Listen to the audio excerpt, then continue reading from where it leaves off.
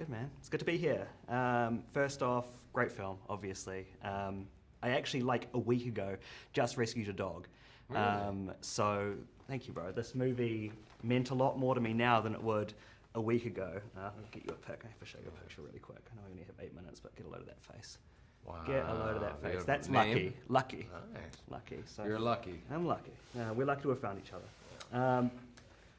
Keep hearing the phrase "hard movie to make," and I can see why from watching the movie. Why? Well, it was a hard movie to get made. Okay. Obviously, I thought it would make for a great story. I found it so inspiring. I got very emotional seeing it. I could certainly appreciate Michael's desire as an athlete to continue to prove himself, and then for him to make such a drastic, selfless decision to throw the race when he was so close. But, also, getting the movie made, getting a studio to feel confident in spending the kind of money that it would take to make the movie. Then logistically, we were taking a boat 2 hours to an island to find the right place to climb the rocks, or the best location aesthetically to jump back in the water in the kayaks with the backdrop of Arthur running beside the kayaks.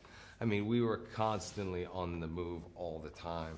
It took usually on average a couple of hours to get to the set and then back from the set, and then trekking through the jungle in spandex with my newly shaved legs. Yep. It was a first. It was a first. Yeah, not easy. But you've done athletic roles before. Yes.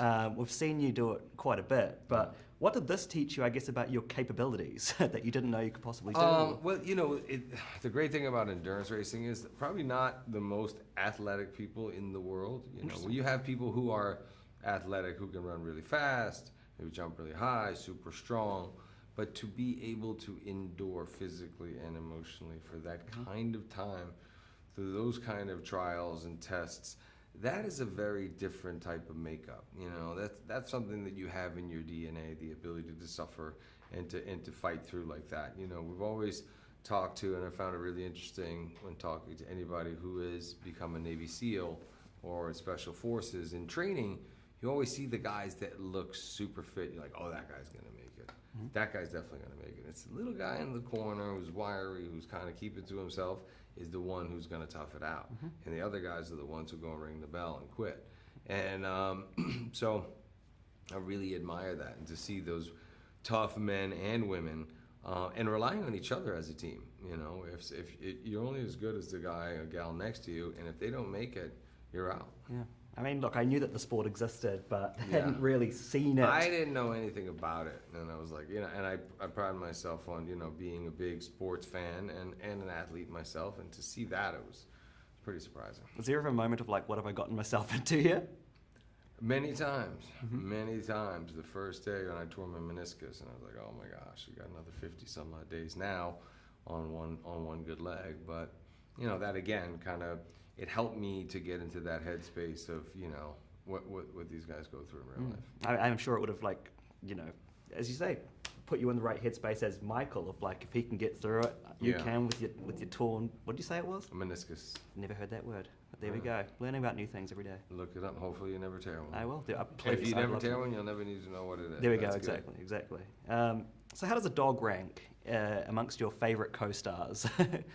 It's up there. Yukai is up there. I was blown away constantly at how emotionally connected and invested he was in the entire process. I definitely bribed him early on with filet mignon and many other treats against the trainer's wishes and direction. But we lived next door to each other, and we had to have a connection and a bond. He knew I always had something for him. He would always really kind of connect with me and engage. So. I was going to say, like on sets and stuff, you hear about all these actors doing, bonding exercises and all the breathing exercises, and just to connect. And with a dog, it's like, how do you even do that? But I guess you had a good team around it. I'm not doing that with other actors. Right, exactly. And I hear you wanted to adopt the dog as well, but they wouldn't let it happen. I tried to bribe her. I tried to do everything I could. My kids fell in love with the dog as well, so it was like trying to do everything I could to take them home.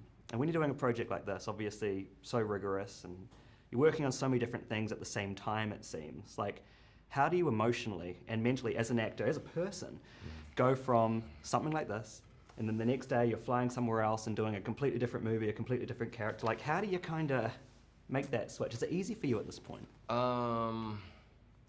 Well, it is because it's easy on the day because we put up so much time preparing.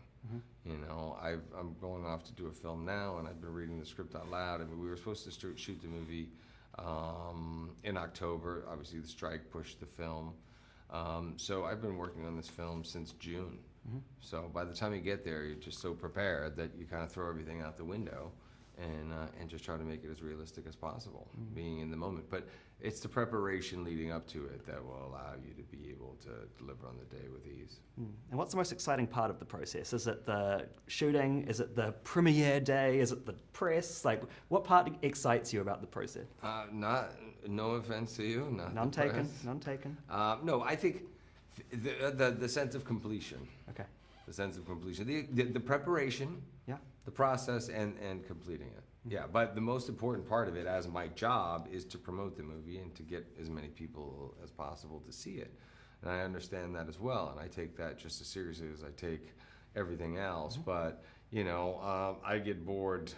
I don't think people are, too interested in hearing me talk all day long. So I definitely feel bad for the crew and the camera operators. Yeah, everyone's having fun. Everyone's having a good time. Yeah, I think we're all appreciative that, we're able to get back to work and that we have a job. You and I are sitting here face to face. Thank goodness.